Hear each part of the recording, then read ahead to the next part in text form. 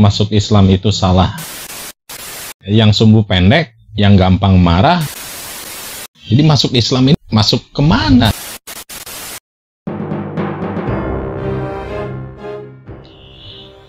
Mungkin teman-teman atau siapapun yang mendengarkan pernyataan saya akan kaget ya. Jika saya nyatakan bahwa masuk Islam itu salah. Tapi jangan salah. Kalian semua harus mendengarkan penjelasan saya, simak baik-baik agar tidak gagal paham ya. Kenapa saya nyatakan masuk Islam itu salah? Oke? Karena kalau misalkan yang sumbu pendek, yang gampang marah, yang disebut fanatisme agama, ini otomatis karena sumbu pendek, gampang marah, yang bisa jadi dia mendengarkan pernyataan saya seperti ini pasti bisa marah ya. Tapi dengarkan penjelasan saya ini ya. Oke, sebelumnya saya sapa dulu semuanya ya. Saya buka dengan salam. Assalamualaikum warahmatullahi wabarakatuh. Seperti biasa saya membuat konten ya. Terima kasih kepada semuanya, kepada yang sudah support channel ini. Semoga kalian sehat selalu, sehat secara paripurna ya.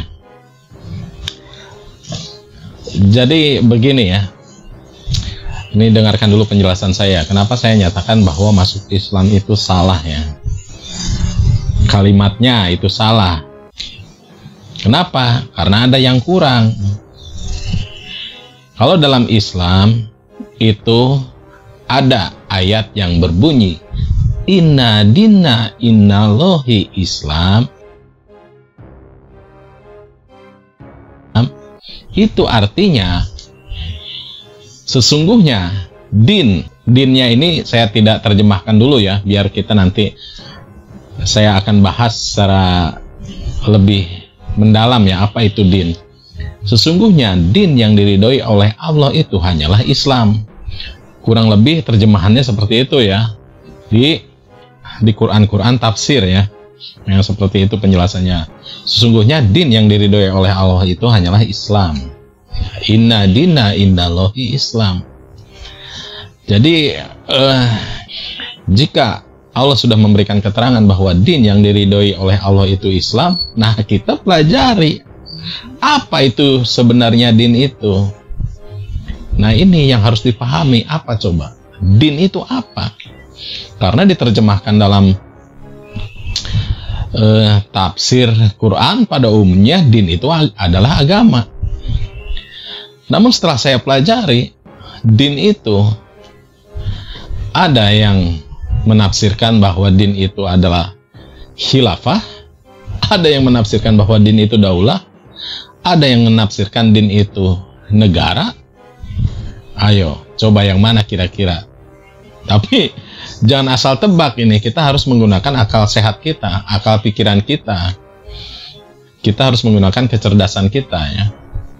Apa ya din yang dimaksud oleh Allah itu? Nah, dalam kalimat orang masuk Islam itu salah ya karena kata dinnya ini hilang. Jadi masuk Islam ini masuk kemana? Jika ada orang masuk ormas, organisasi Islam ya, ormas Islam, itu menurut saya lebih masuk akal. Kenapa? Karena di ormas tersebut ada struktur, ada pemimpin, ada strukturnya, ada bendahara, ada sekretaris, ada wakil dan sebagainya. Ada wujudnya jelas, ada manusia atau ada strukturnya di situ, ada kelembagaan gitu.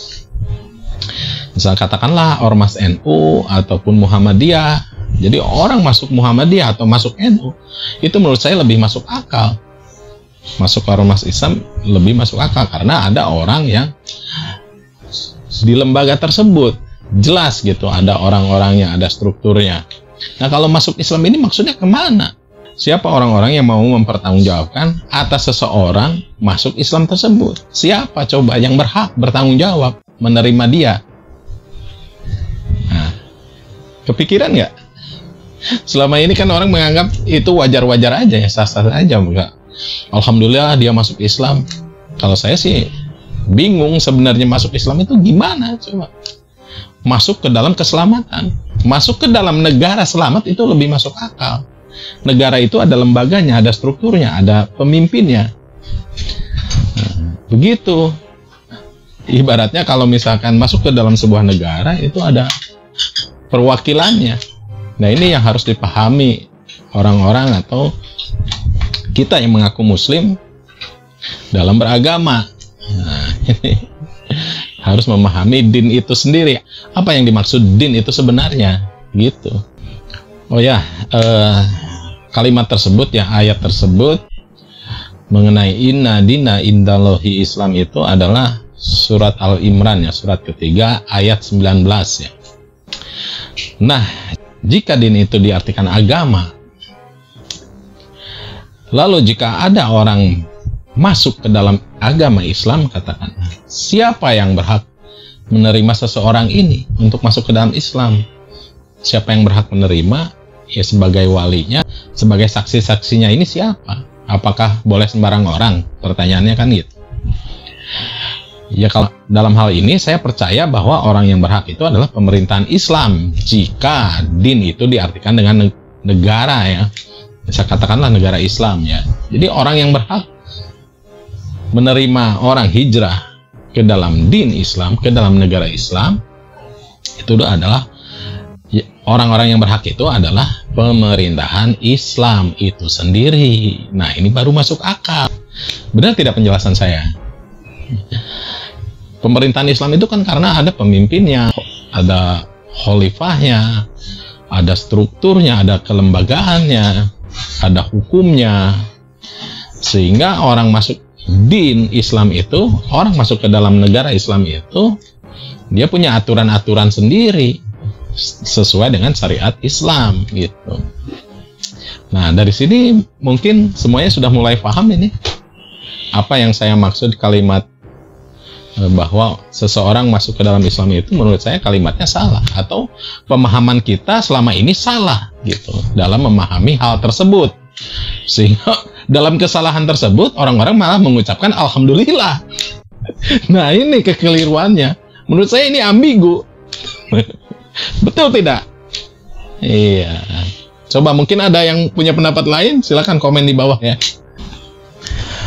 Pernah suatu saat saya membuat status ya di Facebook. Membuat status ya seperti ini ya, kalimatnya bahwa orang masuk Islam itu adalah salah menurut saya. Nah, lalu ada teman saya yang komentar, terpancing, dia emosi, marah. Kenapa kamu jangan sok tahu, katanya. Ya katakanlah dia marah-marah ya karena kalimat saya itu, dia merasa tidak terima dengan pernyataan saya yang dianggap menurutnya itu menghina Islam. Bukan, padahal saya ini ingin menguji seberapa paham mereka dengan ad-din atau dinul Islam ya. Ya ternyata seperti itu ya pemahamannya. Jadi belum paham, tapi karena emosinya lebih menonjol daripada akal pikiran, dari akal pikiran yang sehat, jadinya gitu ya. Jadi termasuk kaum sumbu pendek ini namanya, gampang marah, gampang meledak. Ya seperti yang saya jelaskan tadi, bahwa din itu diartikan atau diterjemahkan menjadi ada baitullah, ada darul, ada khilafah, ada negara. Namun secara umum diartikan agama. Nah, silahkan kalian pikirkan secara mendalam apa itu ad-din, dan silahkan komentar di bawah ya. Tapi saya punya keyakinan sendiri ya, punya pemahaman sendiri apa itu ad-din sebenarnya. Dan sudah pasti keyakinan saya ini termasuk rasional ya, sangat masuk akal. Kenapa? Ya karena yang saya pahami itu ad-din itu harus mencakup rububiyah, mulkiyah, dan uluhiyah. Harus mencakup kepemimpinan, mencakup jamaah, umat, mencakup juga dengan hukum,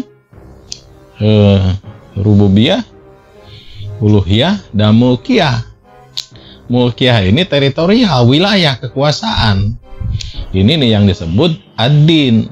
Makanya dulu Rasulullah membangun Madinah itu yaitu dalam rangka membangun ad-din. Masa sekarang kalau misalkan adin diartikan agama, masa Madinah artinya agama? Apa Madinah itu agama? Kan bukan. Madinah itu bentukan adin, gitu. Dimana waktu zaman Rasulullah itu, Rasulullah sebagai pemimpin ya, Rasulullah Muhammad sebagai khalifah, ada pengikutnya yang sudah hijrah, yang berangkat dari kota Makkah ke Madinah, berhijrah, berbaiat, berjanji setia. Nah, dari situlah dia pada saatnya bisa sah dikatakan statusnya sebagai umat, karena pada saat itu dia berjanji setia, hijrah, berbaiat, ada saksi-saksi dan ada pemerintahan Islam yang menerimanya, gitu, secara sah dan bersahadat, gitu. Itu baru masuk akal rasional. Itu din yang dimaksud. Betul tidak apa yang saya jelaskan dalam hal ini? Coba. Atau kalian punya pendapat lain, silahkan komentar di bawah ya. Atau mungkin suatu waktu nanti kita membahas masalah ini secara live atau bagaimana ya, silahkan ya. Kalau mau ada yang seorang konten kreator yang ingin mengundang saya sebagai narasumber, silahkan. Tinggal difasilitasi saja ya. Ya, itu saja mungkin penjelasan dari saya mengenai apa yang saya nyatakan, yaitu seseorang masuk ke dalam Islam itu adalah salah karena ada yang kurang kalimatnya ya. Din itu sendiri. Jadi masuk ke dalam din Islam harusnya. Nah, tinggal terjemahkan dinnya itu apa, sesuai dengan apa yang kamu yakini dan apa yang kamu pahami ya. Oke, guys. Itu saja apa yang saya sampaikan kali ini. Mungkin ada yang mau bertanya atau apapun itu ya, atau mau berkomentar, silahkan ya, seperti biasa di bawah. Terima kasih semuanya yang sudah selalu setia nonton channel saya ini. Saya bukan bermaksud untuk tujuan yang hal-hal yang tidak ya, tapi dalam hal ini saya hanya mencoba untuk meluruskan dan menjelaskan atas kebiasaan yang salah selama ini. Oke, guys, terima kasih buat semuanya yang sudah subscribe, like, share, or comment. Terima kasih. Wiz ID pamit. Kita ketemu lagi dengan bahasan yang lain tentunya. Atau kalian yang punya ide-ide bahasan lain boleh ya diusulkan. Oke, Wiz ID pamit. Assalamualaikum warahmatullahi wabarakatuh. Merdeka.